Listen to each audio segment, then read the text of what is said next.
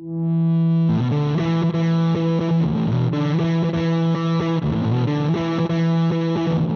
and gentlemen, boys and girls, welcome to the episode of Tatami Talk. My name is Juan. This is my true partner, Anthony. This is a judo podcast for judo players by two judo players.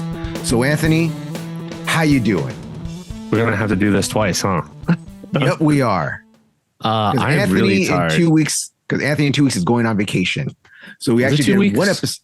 Is it 2 weeks from now or 3 weeks from now? No, it's 2 weeks next from week. now. It's next week. Is it next week? Oh my gosh. As of recording, it's next week. And as of this coming out, it'll be in like 2 days or 3 days. So, woo! Anthony on vacation again. Mr. Potty all the time. Potty all the time. So, what's happened this week for us? So this week, some interesting news came out. So here in the U.S., we have USA Nationals. We have the Winter Nationals, which used to be a USJA, USJF Winter Nationals. Now it is the NANCA, which is our Udanshikai Winter Nationals. And then there was USJF, USJA Summer Nationals. And some sad news came out a few days ago that the Summer Nationals that were supposed to be held on July 7th, that weekend, in New York City, I believe it was New York, right? Was it New York or New Jersey? Yeah, New York. I guess it's because it's hosted by Hudson Judo, which is the Udanshikai out there in the Northeast. So, yeah, in New York, sadly, has gotten canceled. Boo hoo hoo, Cindy Lou hoo. I didn't know. Honestly, I've seen tournaments out there, but I didn't know it was a USJF Summer National thing. So, well, it's not it's the main host, I believe, is USJF/USJA. I think that was the main one I saw on the thing, but whether it's the Summer Nationals, though what happened before is that USJA used to host the Winter Nationals here in California. They sold the rights to NANCA, which is our Udanshikai. It's a really well-run tournament. It's a great tournament to come to if you're ever in Los Angeles, or it's in the first week of December. I'm not doing publicity now for Winter Nationals, but I should be talking about Summer Nationals. Oh man, we should sell our introdojo scrimmage to NANCA. We should sell that to not. Yeah. But sadly, they're going to have the Summer Nationals in July. That's why we have 3 nationals here in the United States: summer, winter, and then USA Nationals. Sadly, this one got canceled. The reason it got canceled is because they said they couldn't find a venue. Was one of the main things they said. Was the first thing they said. The second thing they said is because they couldn't come to terms with USA Judo to make it a points tournament. And I don't believe the venue thing, especially given the what do you call it, commercial real estate prices right now, rental, leasing, whatever you call it. Yeah, I don't believe the venue thing. If you wanted to, you could have made it happen. There's somewhere that's going to be available. Change the date, So it should have done it at a Madison Square Garden. Why not? Let's do it. But this brings up again how the split up of USA Judo, USJA, and USJF, and how things are changing. Oh, I cut you off before you mentioned that they also mentioned it's not going to be there for points, so they're afraid of people not going to show up, basically. Yeah. But Anthony, get back to the thing. Have they gotten back to you yet? Oh no. Yeah, we said we're going to make this a weekly thing. USJF has not gotten back to me. So how many weeks is this now? I don't know. I lost track. Especially, I'm me and dates. This is the 3rd episode, I think now, 3rd, possibly 4th episode now that they have yet to reach back to us about why they decided to step away from the table. But continuing on with this, USA Judo decided not to give them the approval to make this a point tournament. So obviously they're probably scared of spending all this money to get this venue. They want to get people there because I hear New York's is very expensive to run. Well, what was that thing they said about USA Judo's only taking and not giving? Someone was accusing someone was taking and not giving, but it seems like it's not a give and take relationship no more. It seems like a pull away, not be near me relationship anymore. So I can understand them with their hesitation of like, you want to know what? We're going to spend all this money in New York. We can go do it in a cheaper state for cheaper money. Maybe it's going to get moved. Maybe it's be in the later summer. Maybe change it to a few months down the line. Maybe it's going to move to where's the class? They've had it in Florida the past 2 years, haven't they? Yeah, they had it one time in Florida. I think it was Dayton or something. Yeah. Maybe we'll move back to Florida again. Maybe we'll be somewhere in the Midwest, maybe somewhere else. But apparently New York. Beach Judo. For them. Beach yes. Judo. The Summer Beach Championship. Yes. Now we can still name Bash at the Beach now. You already got SummerSlam. Let's still be at Bash at the Beach. WCW, why not? Yeah, they can also work with what was it, Beach Wrestling Association, whatever that wrestling association is doing. It's pretty popular. I like watching it. It looks fun. So it looks cool. They can have maybe collab with them and have like a judo tournament day or something after the beach wrestling. Not sure how the logistics would work, but yeah. So that's kind of big news that's happening here in the US right now. Another big thing that just happened this past, well, as of recording, happened yesterday for us, a week for you when you guys listen to this, was the Golden State Open. We had fun. Anthony went to go help out and coach, but was too scared to go down the floor. Too scared. Apparently, if you go in with a kid, you can get in, because I saw a bunch of parents just stepping on with their kids. But otherwise, kidnap a kid. Yeah. Otherwise, they. I should have just said I'm this Bernardino. Bernardino is my son. Bernardino. This is my son. He's not Asian, but I adopted him. But because my coaching certificate is through USJA, I wasn't able to get a coaching wristband to be on the floor. And Philippe told me, I shouldn't repeat exactly what you said, but Philippe told me that they were checking on a computer to make sure your coaching license is up to date, your heads up, everything's up to date, and that So they were being pretty strict. So there's no way around it anymore. Because I remember the last time I went to Golden State Open, he was able to just be like, got 3 wristbands and gave it out to me and Juan or me and Eric, and so that's no longer possible. Yeah. Which I'm happy about, because it kind of cleaned up the floor area, keeps a lot of the riffraff out. That's my point. Like there were parents there and random people walking on, but people like me aren't like. Yeah, well, I did see one guy when I was warming up on the floor. I did see one guy, one of the Guerrero brothers, I believe it was like, "Hey, if I see you down here one more time, I'm kicking you out of the venue." And I was like, "Oh yeah, do it." So then the guy left. He was like, "Oh, okay, I got to leave then," because you know how some of these gyms are. They have like 10 coaches there and stuff, and like 5 guys on the side just yelling out at the players. So, but it was a really nice experience for the most part. You know, it was cool being there and hanging out. This tournament took forever. Okay. Oh, if anyone wants to know how I did too, I competed men's M3 division under 90 kilos. I cut a little bit overweight than I was supposed to. I got second place. I hate this. I love this tournament. And I hate this tournament too, because I always get second place at this tournament. Yeah. I swear this is like my 10th second place at this tournament. But so this tournament was through Smooth Comp, which I thought was going to make things smoother. It didn't, because I was supposed to have my first match at 12 o'clock. What time did I fight? It was more close to 4 o'clock by the time I fought my first match. Yeah. I was supposed to be done by 1 o'clock. I didn't get finished till almost after 4 about. Mm-hmm. So what they did is that, and Anthony's the one that found this out. So the day before they're weighing people in, they decided to put all these juniors and juveniles that were supposed to be on day 2. They were going to move them to day 1. I don't know why. I don't know for what reason they did this. They decided to do that. So it pushed everybody back and made everything longer. I got at the tournament around 11 o'clock because I thought I was going to fight at 12. I stayed for our last player. Our last player didn't fight till almost 8:40. Yeah, it was like 8:40 something. I left already, but I was checking the Smooth Comp the whole time. So yeah. Anthony got cold feet and got tired. He was like, "I'm going home now. I'm done." Well, it's because I was just sitting there. I mean, it was fun for me because I was like, "Oh, hey, I haven't seen you in a while," and I was just like talking to all the different people that I know. So that was fun for me. It was actually more fun than coaching because, you know, coaching you have to go back and forth and make sure everyone's there. But for me, it was just like hanging out. And then once everyone left, I just left. So we had the 2 friends from Bridgetown Judo, when they hosted me when I went up to visit their club, so I was hanging out with them afterwards.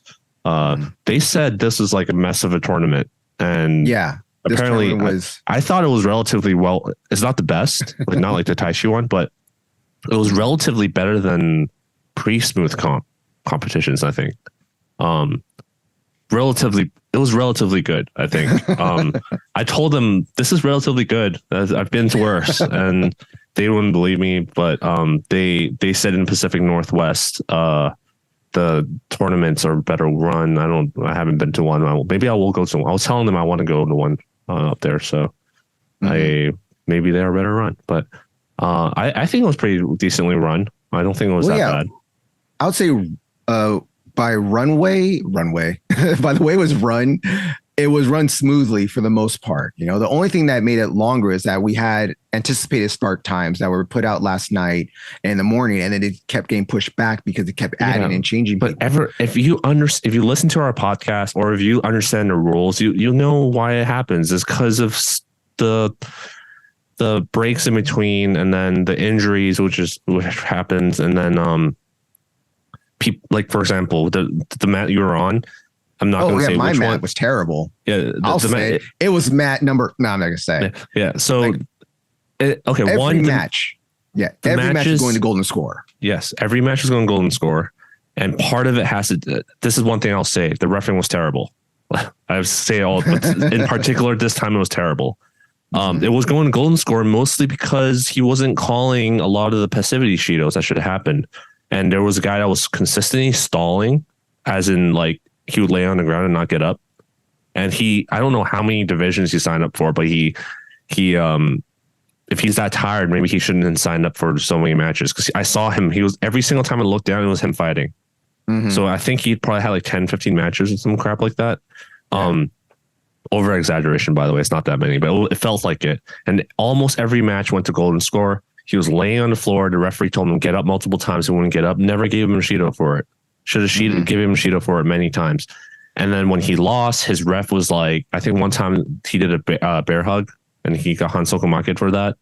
Mm-hmm. And the athlete got awarded the win. He left the mat. The loser just sat there and refused to get off the mat. The coach was protesting, got the head ref over, looked at the replay multiple times. They should have just said, fuck off. Like, yeah, I just find it hilarious that I'm not allowed on the floor because of not having a USA Judo coaching certificate. But here's a coach that's allowed on the floor and was never told the rules that one, the player's not supposed to talk to the ref, which he did multiple times complaining about Shidos.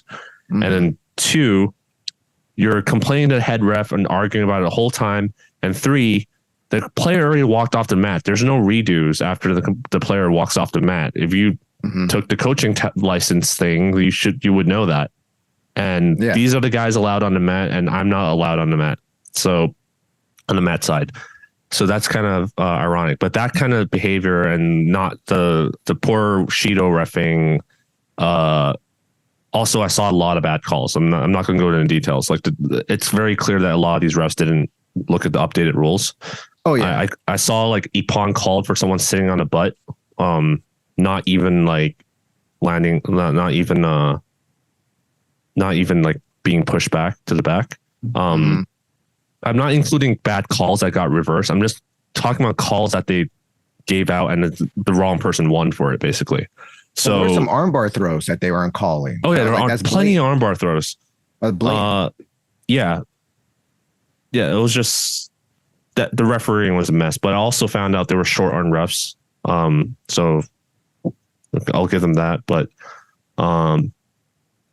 it goes back to what I said. Like I was there at the top, sitting around doing nothing the whole time. I could have refed. You know, why didn't you go put a suit on? No. How I could have volunteered. I could have refed. I didn't get asked anything. So this refers back to our last episode, but yeah, it was. I thought it was a relatively well-run event. Just the refs were terrible. Then that's I'm glad I didn't compete because I can't imagine paying $100 if you registered late. If you registered early, it was only like 70 or 80. Yeah, I can't even $70. I can't imagine doing that. Waiting 13 hours, 14 hours to fight, and then getting pushed onto your butt, and then getting an Ippon called on it. Like I can't imagine that happening. So. And what happened to one of my friends was he waited like all day only to find out the guy never showed up. No, the guy didn't show. No, the guy left. Hold on, I he lost left, my headphone again. Oh God, Anthony. So Okay, unprofessional. So unprofessional. I thought the guy left. I thought the guy like showed up, but then he left. He was tired of waiting. No, I think that was the case. That he was tired waiting and left. That's otherwise they would tell him like the guy never showed up. But so I don't want to make it obvious who it is, so I'll just leave the details out. But basically, he waited all day just to find out the one guy in his division is not there, and he flew here from somewhere else. So, yeah, that's and also, what was it like, Junior Bernardino? When he signed up for a tournament, he's an orange belt, and then like a week later, we promoted him to green belt. And obviously, I don't know how they freaking separate the shit anymore. You know, for adults, it's like novice and then brown and black belt, right? Yeah. But he threw the shit out of the first kid he fought. Then they're like, "Oh, why does he have a green belt?" And it's like, what? And then they made him fight up the division to green. Apparently there's green belts and above now. That's okay. Apparently that's not okay. Apparently that he was fighting kids his age, his size, but his amount of experience. But most of our adult beginners had to fight freaking brown and black belts. yeah. One of our guys, they got promoted up. Yeah, they got booted up. How is that fair in any way? I don't know, but I feel like you should give them an option the day before to say like, hey, we're putting you in. They didn't get a notification for it that they're fighting a freaking brown and black belt. They should be allowed to back out of it instead of being cannon fodder for the black belt. Other than that, a lot of sandbagging I saw from again the ones that were causing the problems. I'm not going to say it's from that city that sounds like Gardena, but it's not. Okay. Lots of sandbagging. Like this guy, I'm like, that's a white belt. I'm like, no way. Like, there's no freaking way that guy's a white belt. His Uchimata is better than mine. Like, yeah. So there's just lots of sandbagging going on. Yeah, that's so. I think again, I love the two brothers that run the event. I thought they did like a great job running it. It was just yeah, I don't know what the solution is to sandbagging. There's no solution. There's really none. Yeah, there's really no solution. I feel like it's kind of like better to be like, hey, next time this happens, we see this happening again, like promote your students. If next time this happens again, and we're gonna like not let you join, kind of thing. They need to really enforce the kicking people out, the coaches out, banning them if they don't follow the rules. Because it just delayed the whole freaking mat, you know, for so long. And this guy fought like 10 matches, and every single match he had some complaint, which fucked everyone over down the line. Was waiting. Well, one mat that got me frustrated is that one mat kept on crashing. I kept seeing the computer on one of these matches every time. Like I would look down there, it was crashing. Like that's holding everybody up over there. Like that was just one thing. But like I said, for the most part, it was run okay. It wasn't great. But I do think they screwed themselves over by adding these new divisions on the first day when they shouldn't have. They should have kept them on the second day. Whether they're trying to get earlier today on Sunday or just trying to like split things up more evenly, all they do is make more work for people, make more people upset. Yeah, but this is better because this is also the tournament that's known for going to venues that have like terrible AC. Oh yeah, this is the first time they're doing it at Azusa, right? It was a great venue. Yeah. Azusa is a great venue for bathrooms. Weren't disgusting. Like there were multiple stalls, so even though one stall was completely wrecked by someone again, I was able to use the other stalls. Oh God! I paid $16 for 2 hot dogs. By the way, why'd you buy hot dogs? Because I was hungry. I had onigiri. You could have had one. The other option was a acai bowl. So, but it was an interesting experience. I put it at that. Yeah, I also saw a couple of cell phones fall out, and some people getting away with it. You know, so I don't want to talk about that. Very, very inconsistent calls. So we're gonna get to our main topic of the episode today. It is about ecological training with our friend Kristian from Canada. He's into the system too. And we're gonna talk about some of the things, the pros, the cons, the good, the bad things about it. And this is gonna be part A. This interview went kind of long. So since Anthony's going to Europe, he's going to Ireland, we're going to turn this into 2 parts. This is just part A of the interview. So with that, without any further ado, let's get to the interview. So, ladies and gentlemen, let me welcome our friend Kristian back to the show. And we had him back. We had him back on like what was it, almost 2 years ago? Or 1 year ago? How long ago did we have you on? It was definitely not 2 years ago, man. Was it like 3 years ago? What did we have him on for? I don't even remember. Well, we had him on. We talked about sumo, catch wrestling, Canada, judo in Canada and stuff. It was just to get a different perspective. I think it was just about judo in Canada, yeah, right? And we come to America. Talked a little about some other stuff, but I want to invite 22. Episode 22. So that was first year then. Yeah. That was towards the end of last year, end of our first year then. Yeah. So I want to thank you back to the show.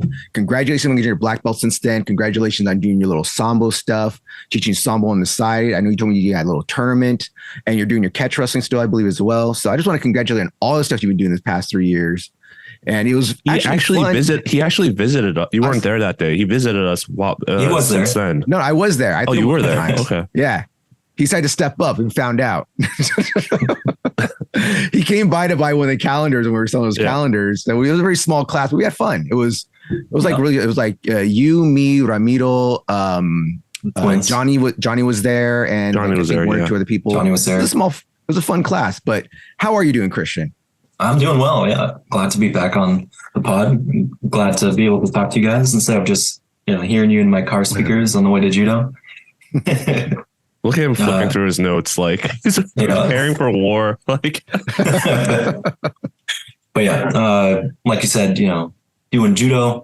I think next year will be my 10th year of judo, so it's a good time. Yeah, started teaching sambo. Got given back on the sambo side. Got to get that old judo back, and we're calling it sambo. So. How does it feel now? Because I think you were just about to get your black belt. You just got your black belt when you interviewed with us first time. How's it feel now being a black belt? You got that weight on your shoulders. You got that imposter syndrome's all gone now. How do you feel? Yeah, it's all gone now. I think when I first got it, I still had it, and I had broke my hand. So the practice after I was presented the black belt, I went home to San Diego and I broke my hand. So I was out for like 3 months. And then I got to train for 2 weeks before lockdown in like March of 2020. And then I came back, a little heavier than before. I was like, oh man, I don't know. The brown belt looks and feels way better. I see it like hanging up on the wall.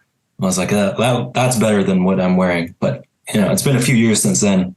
So it's coming in. Yeah, I feel good.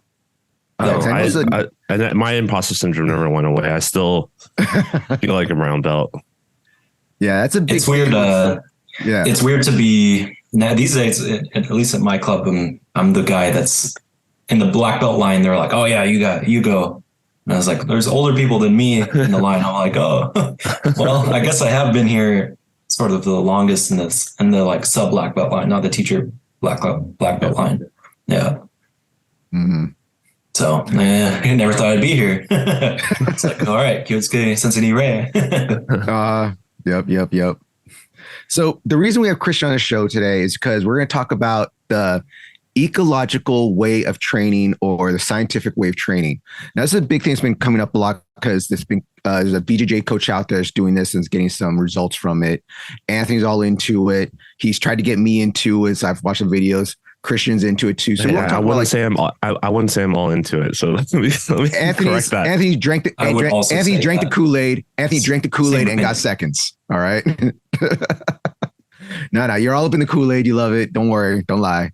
But we're going to talk about this because this is something different. Some people would like it. Some people don't like it. There's pros and cons just like there's everything. So we're going to discuss some of those things today. So Anthony, kind of explain what the ecological or scientific way of training is. Yeah. So let's start off with a caveat that none of us are experts. We're just like three regular guys like discussing this from a very recreational point of view, especially since it's not our full-time job to run a dojo.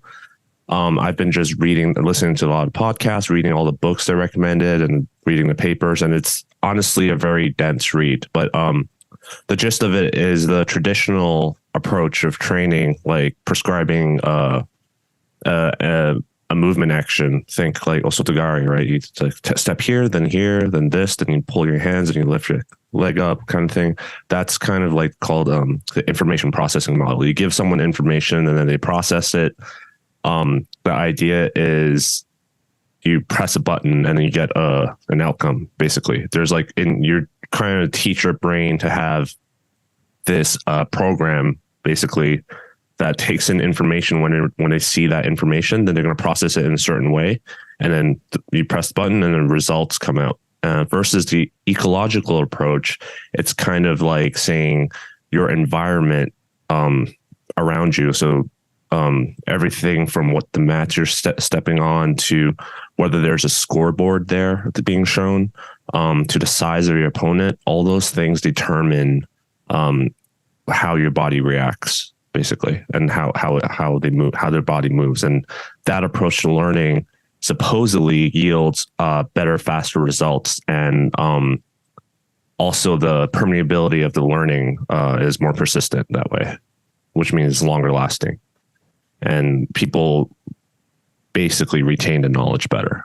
As far as I know, that's very simple, couple of minute way of describing it. Kristian, is that what the idea that you got from that, or is there anything that you'd like to add?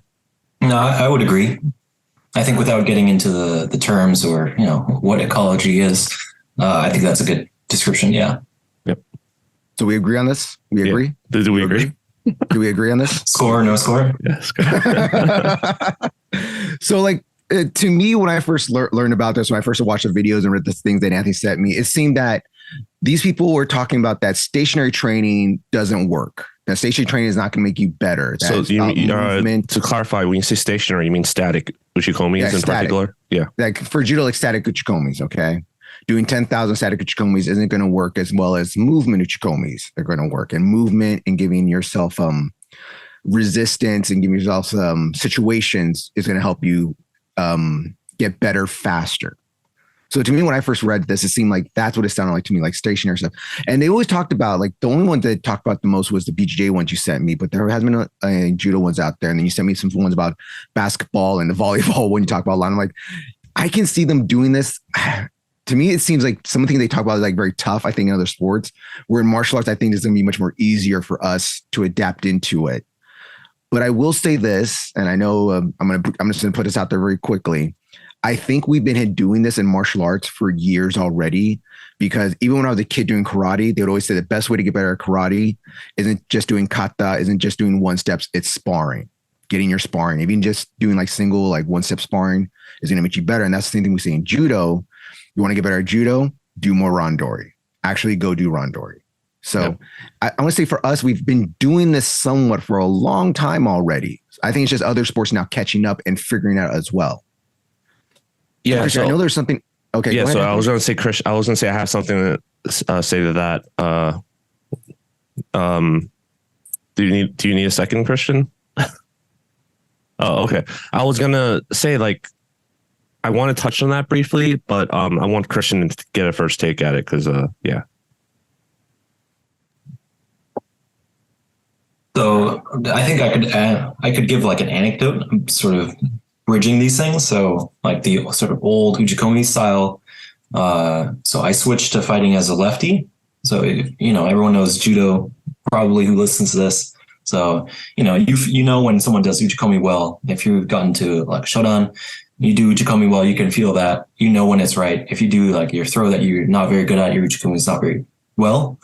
But when I switched to fighting lefty, so my lefty Uchikomi is not as good as my right.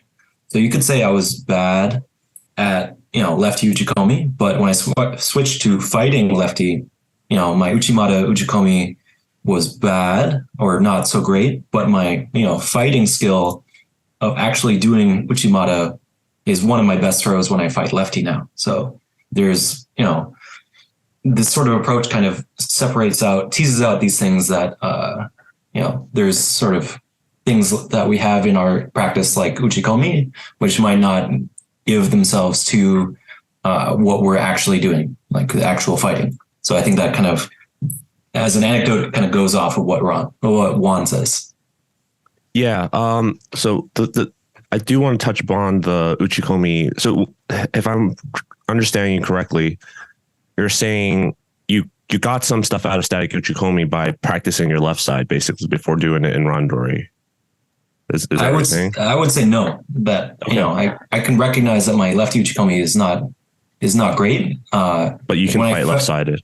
But I can fight left-sided. Exactly. Okay. So we're going to jump around a bit, but basically I did notice something like that recently either because I'll go into some of the games that we play in our class, but there's a girl in our class that has never done judo before or any other martial arts. Maybe like she said like she did gymnastics. But I've been teaching her osotogari with the constraints-led approach. And we'll talk about that term later. But basically, she was able to throw people around with slight resistance, like not full-on resistance. I have them start in a position that's basically ready for osotogari, and the resistance starts from there. And after a while, I decided for them to do a throwing line on a crash pad with osotogari. I did not give any instructions. I just said, just do it and throw them as hard as you can from a regular square entry position. So this time we don't have any constraints. The only constraint is you start from a square position and there's a crash pad there.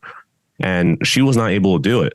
And she was like, it feels really weird because I'm able to throw people resisting me during sparring, but now this guy's like helping me and I'm like not doing it correctly. I feel like I'm just blocking the leg and pushing them down. And I told her like, yeah, because it's not realistic. And I was like, for me, it was kind of an experiment because it means the two movements are decoupled. So they're not strongly connected to one another. So doing the crash pad throwing doesn't transfer the skill of throwing a resisting opponent very well. Now, this is where I disagree with some of the people that have been posting on Reddit and some other podcasts are saying, well, this is why that's completely useless. Because I think they're throwing out the bathwater, the baby with the bathwater, the bathwater with the baby. Oh, shit, the baby. Because I do think crash pad allows you to do the throws harder and practice on the commitment of the end part of the action. It is decoupled, but the transfer is not as strong, like we said earlier, but you're able to do more repetitions of it because there's a crash pad there. You're not murdering your partner every single time. So I think the fact that you're able to get rapid amounts of attempts of this situation, and it still has value. Though I don't think it transfers over to resisting the opponent, obviously. So yeah, that's what I would say about what you said, because I personally noticed that too, is I was able to do left-sided Uchimata attempts from trying it in Randori, but I wasn't able to do left-sided Uchikomi perfectly for Uchimata. That I had to do separately. And in the end, it did help my left-sided Uchimata, but it's also, again, I've noticed the transference is not that good. But this is why we can talk more into this topic, because I don't want to go too much in detail and jump ahead. But this is why it's also important, because if Juan says, we've been doing this whole time, and that's right, we have been doing it, but the problem is it efficient? Because in Randori, you could be grip fighting for, let's say, a 4-minute round. You could be grip fighting for 2 minutes, and then you only have 2 minutes of actual attempts of throwing. And within that 2 minutes, you might only have like 1 opportunity for Kochigari, 2 opportunities for Osotogari. So if you wanted to work on Uchimata and that Uchimata opening never happened, how would you ever train Uchimata? At that point, you'd be forcing yourself to do Uchimata in situations that don't allow for it.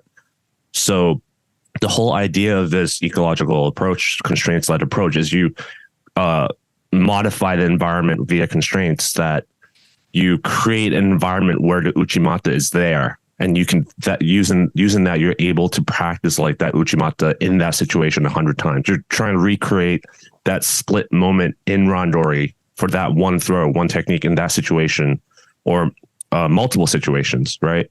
Maybe it's like the guy has his foot, one weight on his one foot, but then different hand, different hip positions. But you're maximizing the amount of attempts you get in, basically, versus in Randori, you might have a good round, you might have a bad round. So that's what I think. I will say there's one thing we do have in judo where I'm not just saying just straight Randori, but we have, like, we didn't have this in karate, we have this in wrestling, we have this in anything else, but we have Yako Seiko Geko, which is you go, I go stuff. So we have that even with that already. Like what I do in my intermediate class, I have them do. I didn't really realize this till like we were doing this, talking about this, that I play these games too. I put these restraints on too that I don't like. I don't like these terms and stuff. We'll get to the terms in a little bit too, so people can understand what the hell we're talking about. But I tell people like we've worked on like last week we were working on makikomis. Okay, so when I have them do yakusoku geiko, it's like you're only allowed to do these makikomis. All right, you can allow this. I'll let you set them up with like kochi, wochi, what do you want to do set up, but you have to finish with makikomi. And you go, I go, you go, I go. Regular, just like normal yakusoku geiko. So we have this in judo. We're above everybody. It's scientific. We're scientific. We're judo. All right. Kano was the best. Yeah, I said it. Yeah, come at me. So Kristian, can you?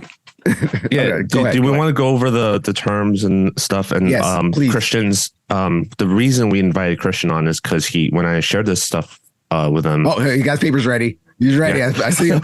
when I shared this stuff on my Instagram, what he was like, I'm not a fan of how they use all these terms and all that stuff. And so let's start with that discussion. Then we can talk more about the practice, and we can continue.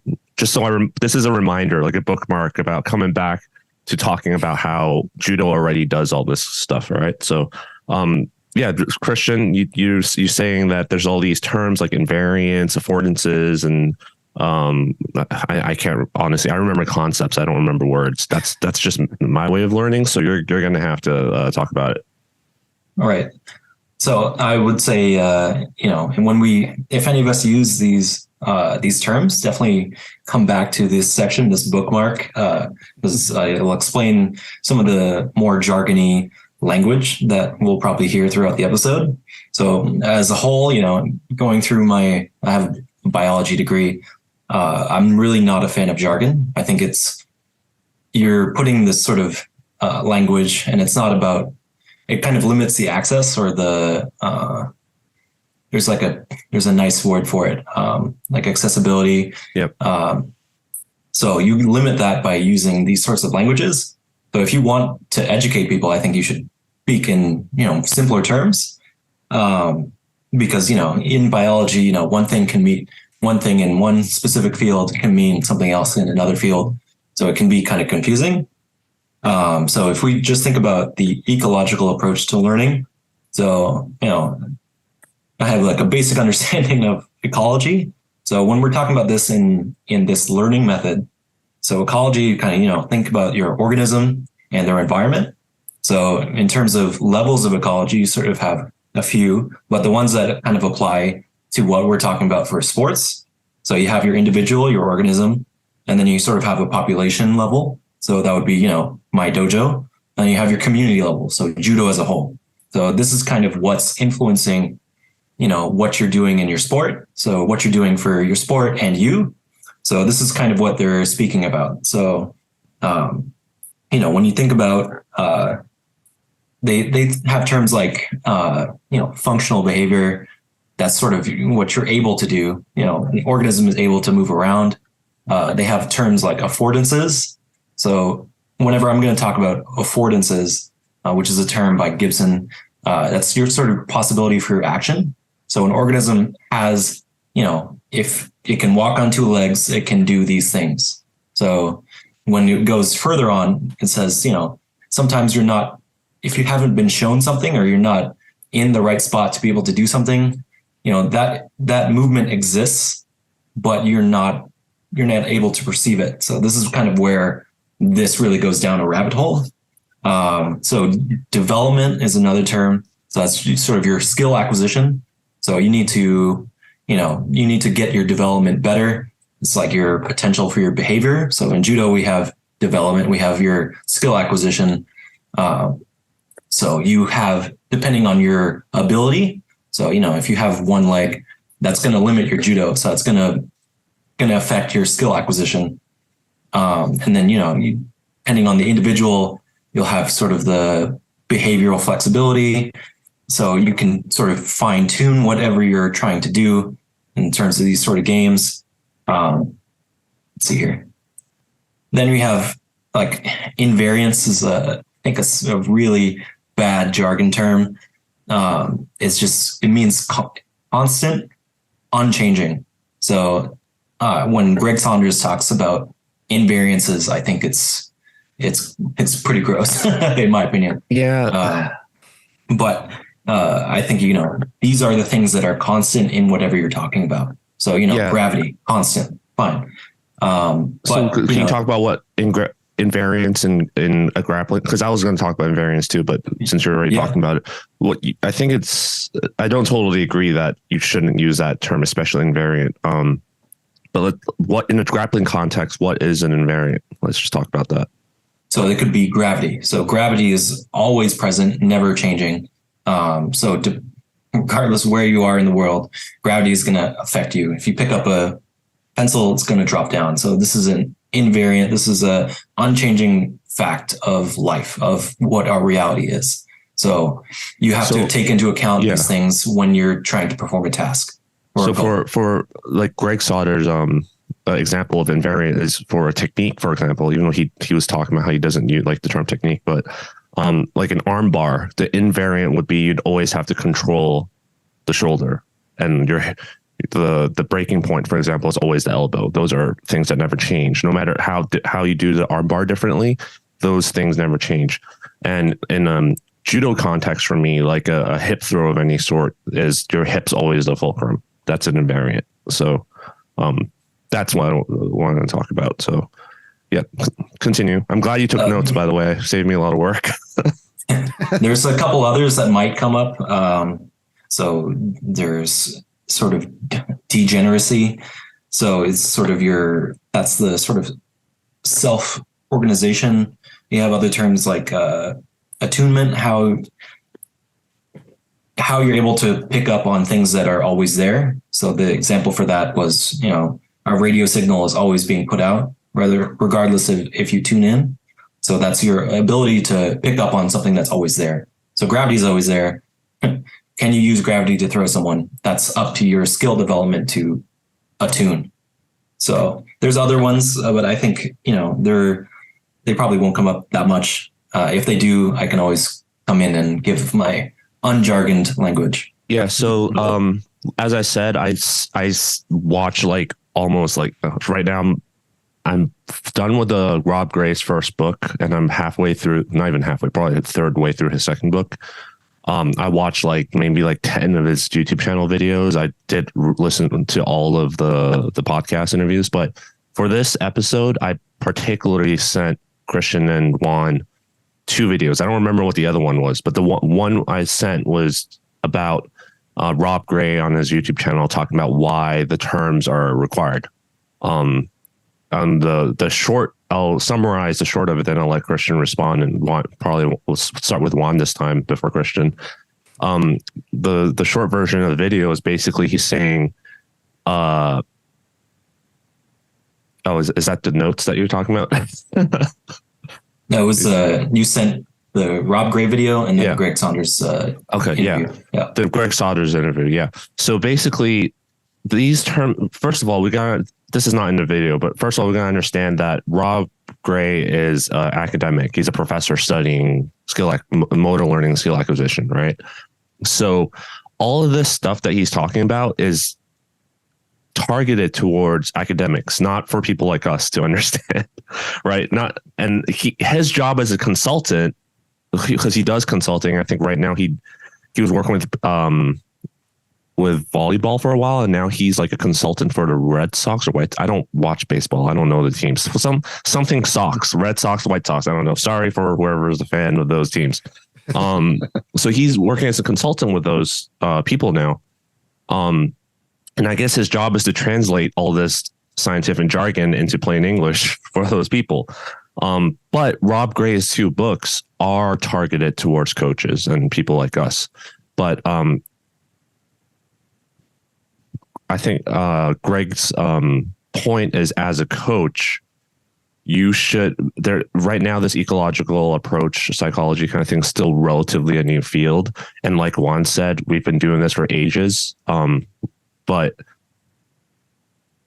there's a lot of things that we've seen pattern over the years, but it has to be compartmentalized and studied backed up with data, like scientific proof. And then we have to find a systematic way of being able to do things and prove that these things work. And it's easy to say, yeah, we've been doing judo and it works, right? But how do you prove that it works? And how do you prove that 100% of everything you did works and not just like 50% of it? So for example, we've been doing randori the whole time, but how do you know how many rounds of randori is perfect? Maybe within randori, there's something you do during randori works, but not the whole thing of randori works. Does that make sense what I'm saying? Like that's why studies are required, but I'm veering off topic, but basically the terms are required because it's focused on academics, and within different fields of academics, they use different, the same word can mean different things for different fields. And I'm trying to think of an example, but I work for the military and do tech stuff like software engineering. And that happens all the time. Like even within the military, you have people use acronyms all the time to shorten the stuff. And you have to be very careful of acronyms because they share acronyms within different branches of the military. So you always have to be, what do you mean by this? Like, please, like, be more clear. So I think these terms are, like you said, yes, they put up an accessibility barrier, but for a scientific point of view and study point of view, it's really important to have these terms so you can separate the differences from the traditional information processing model and other fields of sciences. Juan, what do you think of that? I think I'm way out of my league here. No, I'm joking. No, the thing with the terms is that I think the reason he likes using his terms because it's what he created and what he feels is best for it. No, he didn't create it. Just so you know. Oh, he did it. He did it. I thought he's the one created, because the way he talks like he's the one that created these terms. So no. The way science works is people do research and then someone publishes. Yeah, I know how science works. Yeah. So right? he's building. I'm gonna whoop. I would say, people like maybe Greg benefit from using these terms when they talk to jiu-jitsu people and they're like, this guy holds popularized information. Yeah, Probably I'll give a pass because he's an academic. Yeah, so not all academics get passes. The point is, I'm not gonna use these terms to talk to my beginners, like person learning. I'm not going to tell them we're doing this because of affordances and variance. What I'm doing here is setting constraints to minimize I know Greg will, but I think part of it is he's also I don't think he talks about invariance that often, but he'll talk about like control and structure and immobilize, like stuff like that. Because I think in that sense, I do agree Greg overuses some of the terms, first of all. So there's that, but sometimes there's a term that's actually you have to be really careful. So there's a book I recommend called The Language of Coaching. I don't know if you've heard of that, but it basically talks about how important the word that you use while coaching is, because it when you think about running, for example, it was information they use, kicking the floor versus think about running away from telling the person to push against or kick against the floor as fast as you could versus like imagine there's a bear chasing you kind of thing. Those kind of things impart different things to different people. So for example, the other day I was teaching Hizaguruma and this is how I remember Hizaguruma. I'm like, oh, you want to destroy the knee mechanism? And everyone looked at me like, what? Destroy the knee? I'm like, wait, let me rephrase that. What's what I said. They're looking at you for a mechanism. Like, mechanism? What mechanism? Yeah. So I had to demonstrate what I mean. I was like, you want to make it so the knee can't do its job. Like basically stop the knee from hinging, basically was what I said. And I demonstrated it by having someone kneeling one knee on the floor. So the floor is blocking the knee and you can't like lift it up. And then I turned the guy over. I'm like, that's basically how Hizaguruma is done.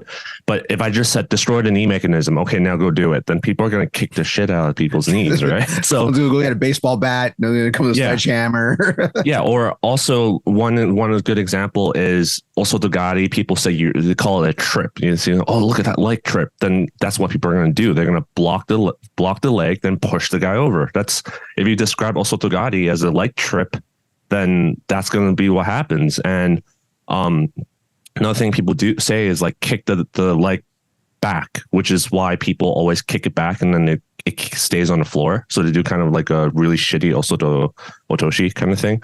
So I started using the word push instead. So push your leg backwards as high as you can. And that and we for really some confused people, the guy. We really confused the guy. For some people, it didn't work. I was saying sweep all day, and then he says push, and people were just like, which one do I do? Yeah, but that's because he came from a different background versus you have to, different people, those words mean different things to different people. So you have to be able to have these set of terms that everyone uses, which is what I think Greg is trying to do, is to have a one set of terms to make sure everyone's on the same page. So you're speaking the same language and you're learning the same stuff. And there's no ambiguity there. Well, it's just about getting the language out there. And like I said, popularizing, just like with the UFC. Okay. Why does everybody use 10th planet terms now? Because Joe Rogan used 10th planet terms to describe everything that's happening in UFC. Okay. That's why it's called a twister instead of a rose petal or what do we call it? Did you say rose? Okay. Well, it was called a rose stem. We used to call it rose petal. It used to be called a barbed wire pin back in the day, but because Joe calls it a twister because he's 10th planet, now everyone calls it a twister. Okay. Now that DC's the main guy now, he uses a lot of wrestling terms. So now people are starting to use wrestling terms now instead of BJJ terms or judo terms. Like he'll do a judo throw and he like, what'd he say? A wizard kick. He goes like, oh, look at that beautiful wizard kick right there. You're like, no, and be like, no, that's a Haraigoshi right there. He's attempting, or a terrible Uchimata. Be like, no, really, that wizard kick.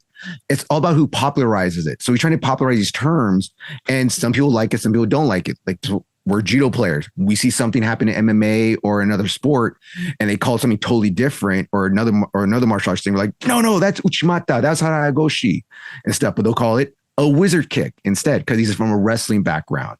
So it's about who's going to popularize these terms. And I think that the problem people don't like about these terms for the scientific method or ecological method is that it's too highbrow, I think, sometimes. And I'm not saying you need to dumb it down, but you need to make it more calming. Okay, now you such like big highbrow terms. Like some people don't like it when I use judo terms to describe judo things sometimes in class. I've had BJJ guys or other guys be like, but that's this sensei. It's like, no, this is a judo class. I use judo terms. I'm not calling it Kimura. All right. I'm sorry. No matter how much you want me to, I'm not. So Kristian, I know you said, so I know you said Greg was overusing these terms, but I think for most of the podcast interviews, he was talking to coaches and he's trying to get them to read these books and understand the same thing he understands. Have you watched that one video he uploaded of him running a beginner's class, a fundamentals class? I feel like a while ago. I don't think he still uses jargon, by the way, but he doesn't use he doesn't talk about the stuff we're talking about now. He basically talks about immobilizing their structure. It's kind of like talking about frames and alignment and posts. Like those are all, So I would, for that, like you have, Greg Saunders teaching jiu-jitsu using the ecological approach on one side, and then you have sort of a similarly jargony, Rob Bernacki talking about frames, posture, base, levers. I don't like how he uses Kazushi, by the way, but that's just me. So you kind of, both of them are using jargon, but their approaches are very different. You have Rob definitely teaches he has some aspects, the FYJJ methods he uses to actually get people to do things, but he teaches in a sort of straightforward, how we've all sort of learned way. But then you have on the other extreme, if we can call it extreme, the ecological approach, where he doesn't really teach things per se. Yeah. So we can talk about later about demonstrating techniques. I again, back to Rob Bernanke, if he talked about Kazushi to me, Kazushi is something totally different. Rob Bernanke's, what do you call it? His definition of alignment is what I think of when he says Kazushi. But in his system, like Kazushi and alignment are two different things. So that, again, that's why we have to talk about stuff on the same page and use the same terms and everything. Or even if you have different terms, like you have to be able to understand, like, oh, okay, a Rob system, Kazushi is off balancing. And then my definition of Kazushi is his definition of alignment. So that's in some way you can also argue Kazushi is like a term that is not really well defined, and people misuse it all the time. So, right. Yeah. So is there anything more about jargon you want to talk about, or should we move on to the next thing? Let's move on. Yeah. What did we say? What's next on the list? Bookmarked on? Bookmark. Was it games or situations? Oh, no, I think I remember now. It was Judo has been doing this the whole time. Like, yeah. So like I already kind of touched upon it, was basically how, yes, a lot of this stuff has been done for a long time. And the reason, I know in the beginning you said I bought into this approach. It's kind of like, no, it's yes and no kind of thing. Because I always looked at Philippe's teaching and I always liked it. And I asked him one day, I'm like, hey, and this is before the ecological approach. This is just on skill acquisition, that stuff I've been reading, because I was trying to teach myself guitar. I was trying to learn the language. So I was doing research on skill acquisition, because I'm like, why did I take 9 years of French and I can't speak French? And then my sisters just studied abroad for like 6 months and they're come back fluent in French. Why are some people able to teach themselves guitar and I'm still a little struggling, kind of thing? I'll go more into that. But Philippe has done a lot of this, like reverse classroom model, does the some of the ecological stuff and constraint-led approach. He does some of that stuff. He does. And I'm like, did you read books about this? And he's like, no, it's just over time, like from experience to see what works and what doesn't. And I build onto it. It's experience. So let's assume that static Uchikomi is scientifically proven to not work. Let's just assume that for a second. Then Philippe is still doing that, right? Then without the science proving that it doesn't work, then everyone will keep doing it. Even though Philippe has some of the stuff that works already, he did have some stuff that doesn't work well. And that time spent doing static Uchikomi could be used to do something else. Or maybe static Uchikomi does work, but you have to change the constraints a little bit to make it more effective. So that's what I think about the whole doing it already kind of thing. It's kind of true. And we're just kind of like, I want to say, like polishing it up and constantly improving it. Another example I like to use is Bruce Lee. People like to point to Bruce Lee, saying he revolutionized training and bodybuilding. And yeah, at the time, a lot of stuff he did was considered unusual, but even nowadays, like stuff like periodization and all that stuff is considered the standard, when back then nobody did that kind of stuff. And people took what Bruce Lee did and also did a bunch of research and science behind it, and says, okay, some of the stuff he did was completely bullshit and was dangerous, which is why he broke his back and stuff. But the other stuff that he did was also useful. So it's kind of the same. Like progress is going to be continually be made, and maybe in the future, some of the stuff that what they're saying about ecological approach might be proven to not be effective, and they're going to continually improve upon that. So this isn't like a end all be all of everything. So what do you think, Kristian? So I think a lot of these things come down to, the big issue in judo is like tradition. Is judo, a martial art or a traditional martial art, or is it a sport? What is the ultimate goal? Like, if it's a martial art, is it a traditional martial art? Is it Budo? Because, the Aikido people are all doing whatever they want, regardless, because they all have different goals in mind. Or is it a sport, in which case, you can go down this like learning approach rabbit hole. So in judo, we walk this fine line. In sambo, it can, when I teach sambo, I'm not really looking for, is Haragoshi done the classical way? For me, is Haragoshi being done, in a way that they can do the move for their body type. So I think a lot of this comes down to how you view your judo. So if you view your judo more as a martial art, Uchikomi is traditional, so you have to be good at Uchikomi because we've always done it this way. If you don't view it that way, like maybe Uchikomi is not a good thing because my goal is to go win the Olympics. Yep. So yeah. So one of the things of the traditional IP approach is that they assume, in most cases, like baseball or something, they assume there's one perfect technique, one perfect way of doing certain things. But while the ecological way of saying how there's no one perfect technique, everyone's body type is different. Everyone's movement habits are different. So there's no one particular way of doing it. Just like how when I did my Nagi no Kata, I had a knee injury, so I had to do it slightly different. And also, if my partner is super heavy, then I either have to adjust my grip, or my partner is going to have to jump a little bit for me. So that's like those are the variables, right? So there is no one perfect technique, and the whole idea of how the Uchikomi should look a certain way kind of thing is, I think, not very helpful. One other example, like I visited another club, and when we were doing moving Uchikomis, they said my arm needs to be pulled up higher, like the traditional Japanese way.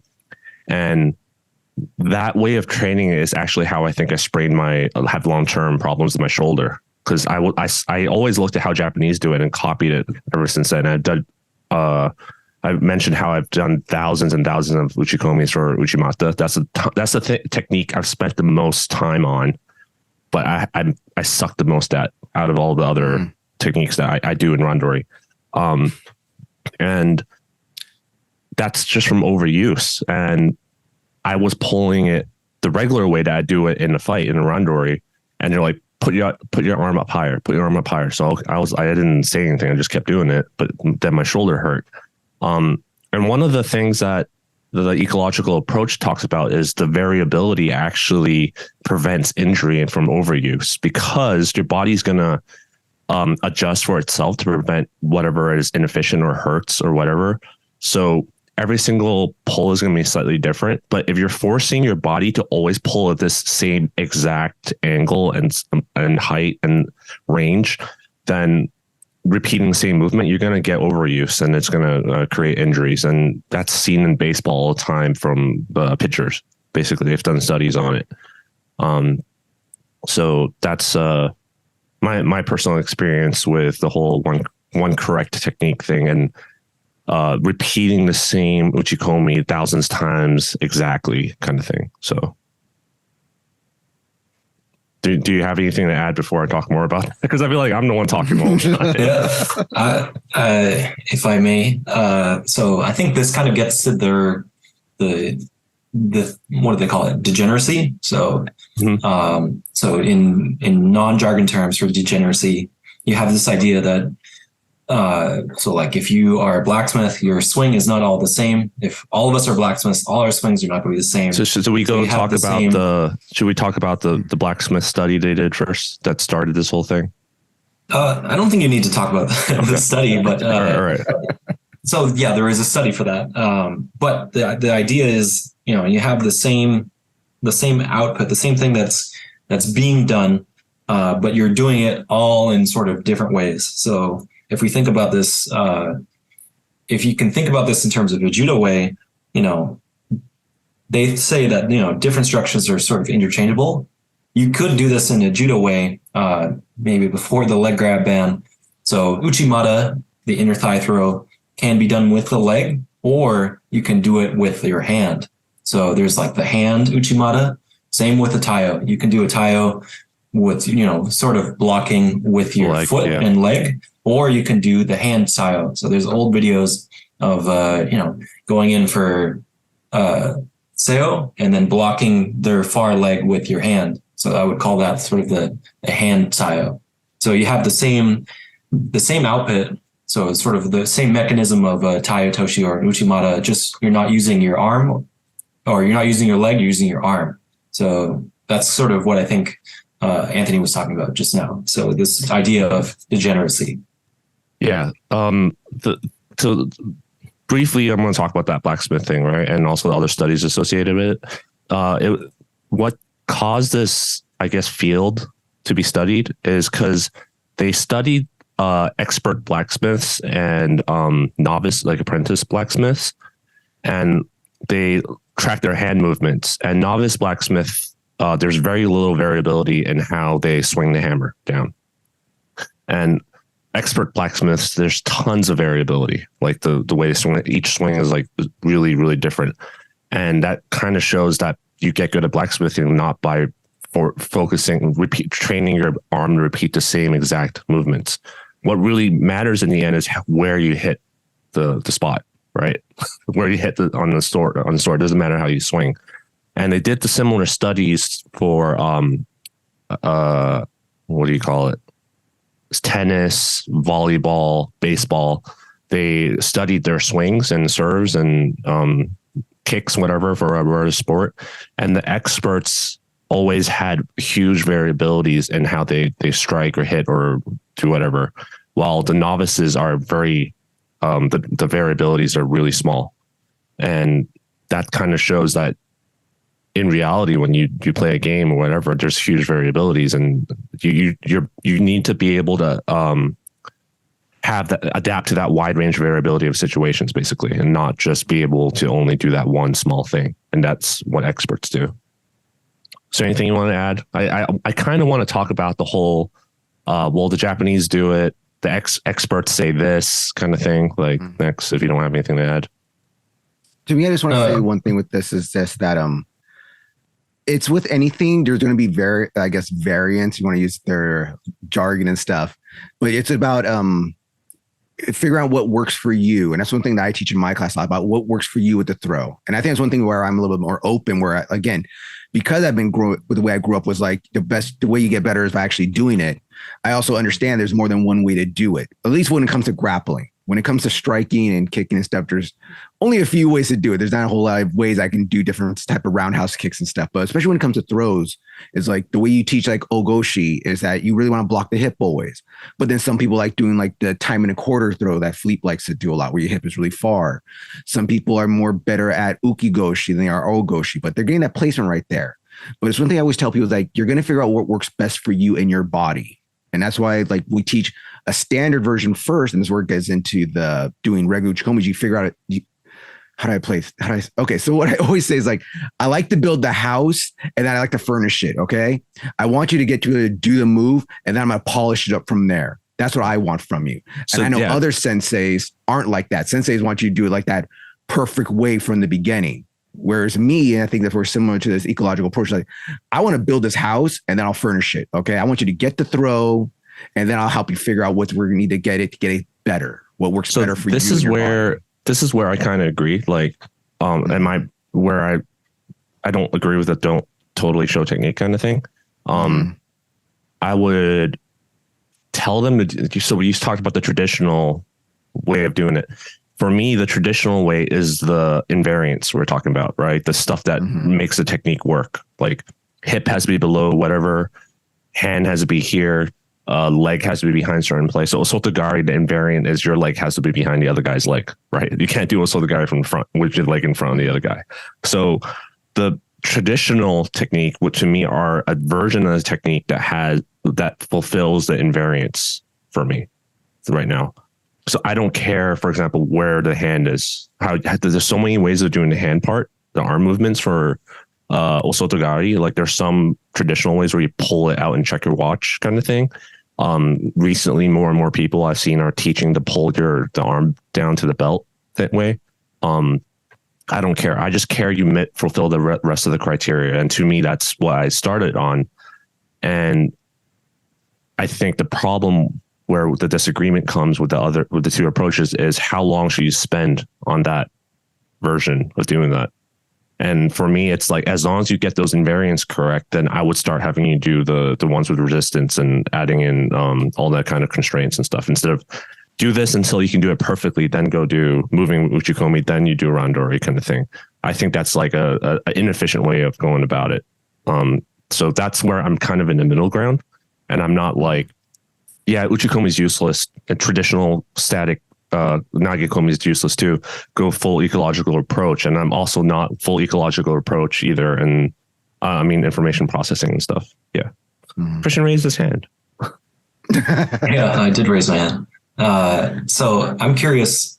This got me thinking. I'm curious to see how you folks think about the moves. Like I've seen, like there's sort of the mechanism of the throw, how the throw kind of goes. So it's, if we talk about Osotogari, for example, like you're behind somebody, you're like at a 45, leg to leg, sweep through. For me, the Osotogari is sort of the mechanism of the sweep through or the push through. So if you've ever seen Chris Round do his knee Osotogari from left on right or right on left.